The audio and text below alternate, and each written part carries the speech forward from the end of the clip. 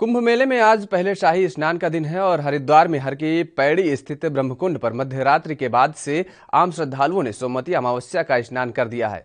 वहीं सुबह 4 बजे ब्रह्मकुंड को अखाड़ों के साधु संतों के स्नान के लिए आरक्षित कर दिया गया था। सुबह 8:30 बजे शाही स्नान शुरू हुआ। सबसे पहले निरंजन अखाड़े के संतों ने गंगा में पुण्य की डुबकी लगाई और इसके बाद जूना अखाड़े ने अग्नि आवाहन पर और किन्नर अखाड़े के साथ गंगा में स्नान किया। वहीं Kumbh Mela police control room के मुताबिक 12 बजे तक करीब 21,07,000 लोगों ने सोमवती अमावस्या पर आस्था की डुबकी लगाई है।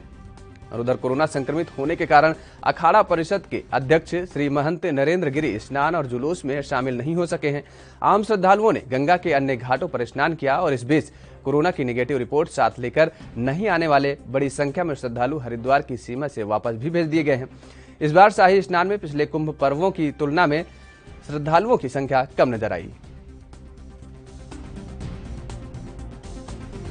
ब्रह्मकुंड के आसपास रहता है तो उन्हें सुबह 12 बजे से लेकर ये दिन में जो 7-8 बजे तक हम लोग लगातार स्नान करा रहे हैं। उसके बाद ये सारे घाट खाली हो जाएंगे और ये पूरी तरह से अखाड़े के शाही स्नान के लिए ये रिजर्व हो जाएंगे और जो पब्लिक बाकी आ रहे हैं उनको डाइवर्ट किया जाना, जो होल्ड अप्स है उनके माध्यम से बाकी जितने भी इम्पोर्टेंट घाट्स हैं उन पे हम लोग डाइवर्ट कर देते हैं जी।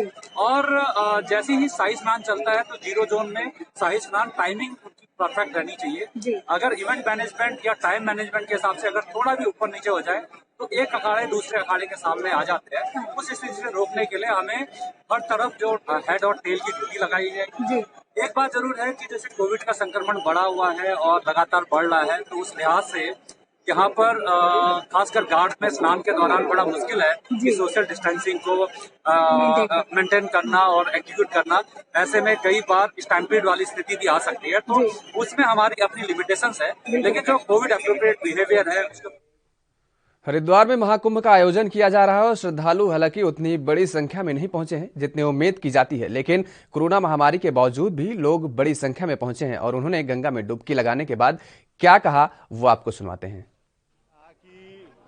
बहुत कम लोग आ रहे हैं इस समय, ट्रेनें वाहन कम चल रही है कोविड के चलते और हर जगह देख रहे हैं कि हरिद्वार में चेकिंग हो रही है। बिना चेकिंग के एक भी लोगों को अंदर आने दिया नहीं जा रहा है।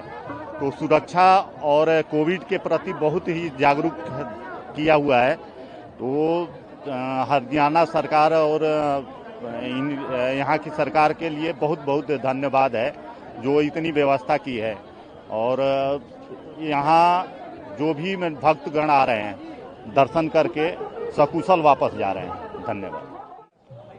डर तो घर चलते समय था कि कोविड में जा रहे हैं कहीं कुछ ना हो, लेकिन यहाँ आते माँ गंगा की कृपा से सब कुछ ठीक है, कोई दिक्कत नहीं है। व्यवस्था भी सरकार का ठीक है। हम लोग बड़े आराम से घूम रहे हैं, कर रहे हैं, कोई दिक्कत नहीं है। हाँ, स्नान हो गए आज? हाँ, स्नान हो गया जी, बहुत अच्छा स्नान होया। आपकी सरकार बहुत अच्छी है, साफ सफाई है, बिल्कुल आराम से स्नान होया। यहाँ कोई तकलीफ नहीं किसी प्रकार की। और आप लोग जिस तरीके से कोरोना की भी हाँ मारामारी है जी, उससे बचने के लिए। हाँ जी, क्या डर भी लग रहा था? हाँ, थोड़ा भय भी है जी। एक दूसरे से मतलब दूरी बनाकर रखनी चाहिए इंसान को। ये बीमारी एक ऐसी है जी कहाँ से कहाँ लग जाती है इंसान को। सभी लोगों ने मास्क वगैरह? हाँ जी, मास्क वगैरह पहनो, अपनी सुरक्षा रखो, अपने शरीर को बचाओ रखो जी। जय गंगा मैया। मैं स्नान करने के उद्देश्य से, कुंभ लाभ लेने के उद्देश्य से, डर तो मुझे वहाँ से ही थी कि कोरोना है, ये सब है आने जाने में, लेकिन यहाँ आने के बाद मुझे ऐसा लगा कि सरकार की यहाँ की व्यवस्था देखकर और अपने आप में सुधार करके हम लोग सोशल डिस्टेंसिंग बना के रखें, हम लोग अपने मास्क को पूरे लगा के रखें और हाथ को सफाई में रखें, तो हम लोग इस बीमारी से बच सकते हैं। और सरकार का जिस तरह यहाँ पर व्यवस्था है, सरकार का हर जगह जो अफसर हैं, जो उनके ये है, ये लोग भी ज़्यादा कोऑपरेट कर रहे हैं, तो यहाँ की व्यवस्था प्रशंसनीय है, इसमें किसी प्रकार की बात नहीं है।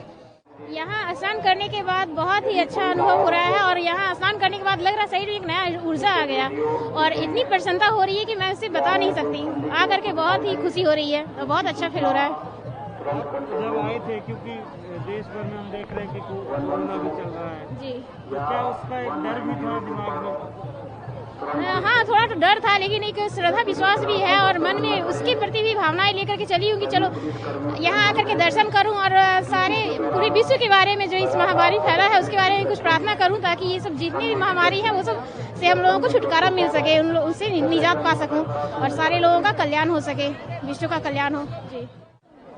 अश्वमेघे सहस्त्राणि वाजपेय शतानि च लक्षम प्रदक्षिणा भूमे कुंभ स्नानेन तत्फलम, अर्थात 1000 अश्वमेघ यज्ञ, 100 वाजपेय यज्ञ एवं 1,00,000 बार इस पूरी भूमि की परिक्रमा करने पर जो पुण्य अर्जित होता है वो इस कुंभ के स्नान में होता है।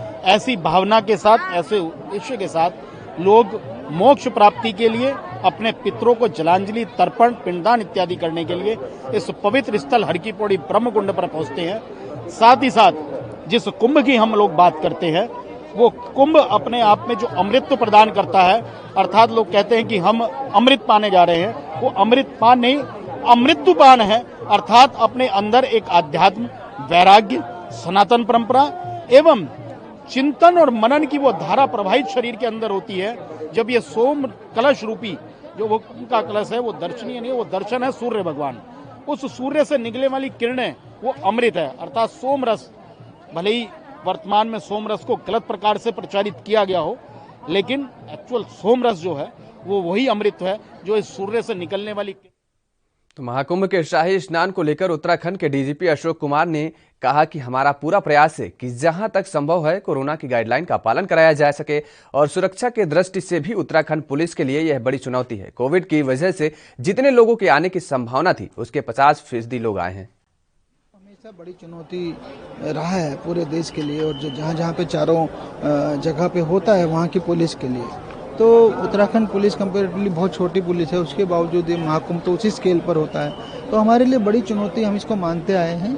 और जो आज का दिन था सोमवती अमावस्या, इसको हम इस महाकुंभ का दूसरा सबसे बड़ा स्नान मान के चल रहे थे। तो यद्यपि कोरोना की वजह से थोड़ा भीड़ कम हुई है, किंतु भीड़ प्रबंधन, यातायात प्रबंधन और जुलूस और अखाड़ों का आपसी जो है तालमेल बैठाना और उनके शाही स्नान का प्रबंधन करना, ये सब हमारी चुनौतियां हैं। साथ साथ कोविड भी नई चुनौती जुड़ गई है। सर, आपने जिक्र किया जो अखाड़ों का जो क्रम होता है उनका जो सामंजस्य बिठाना बड़ा चुनौती होती है, उनका कैसी व्यवस्था की गई है इस बार के? देखिए, इसमें दो बातें कहना चाहूँगा। एक तो अखाड़ों का एक इतिहास रहा है, आपने देखा होगा कई बार हम आपस में टकराव हुआ है। हरिद्वार में ही 98 में हुआ, बड़ा टकराव हुआ, और बाकी जगहों पे भी होता रहा। तो इसलिए परंपरा को सबसे ज़्यादा हम मान के चलते हैं। परंपरा के अनुरूप फिर सभी अखाड़ों को एक साथ बैठाया जाता है, उनकी मीटिंग होती है और फिर ये डिसाइड होता है कि क्रम, सबसे पहले कौन जाएगा, फिर कौन जाएगा, फिर कौन जाएगा, फिर टाइमिंग कितने बजे जाएंगे, कितनी देर वो हर की पैड़ी पे रुकेगा, ठीक, और फिर उसका रूट क्या होगा। क्योंकि एक अखाड़ा जब आता है तो उसके बाद जब दूसरा आता है उसके बीच में कम से कम आधे घंटे गैप रखता है। देश दुनिया की खबरों के लिए ANB न्यूज को सब्सक्राइब करें और बेल आइकन दबाएं।